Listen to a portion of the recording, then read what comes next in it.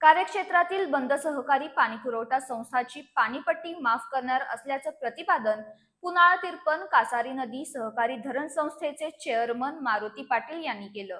पुनाळ तिरपण कासारी नदी सहकारी धरण संस्थेच्या 73व्या वार्षिक सर्वसाधारण सभेमध्ये ते बोलत होते. पन्हाळा तालुक्यातील पुनाळ तिरपण कासारी नदी सहकारी धरण संस्थेची 73वी वार्षिक सर्वसाधारण नुकतीच खेळीमेळीत झाली.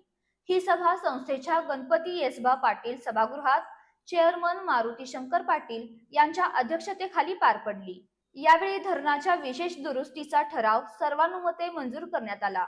विषयपत्रिकेवरील सर्व विषयांची सविस्तर चर्चा करण्यात आली.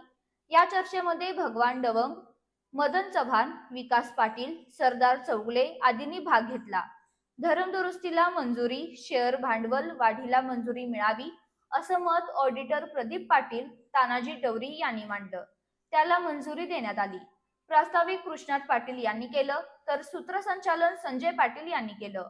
सभेचं अहवाल वाचन मॅनेजर शरद पाटील यांनी केलं, तर आभार बाबूराव भोसले तेलवेकर यांनी मांडलं. यावेळी व्हाईस चेअरमन नारायण येरुडकर यांच्यासह सर्व संचालक मंडळ, सभासद आणि कर्मचारी उपस्थित होते.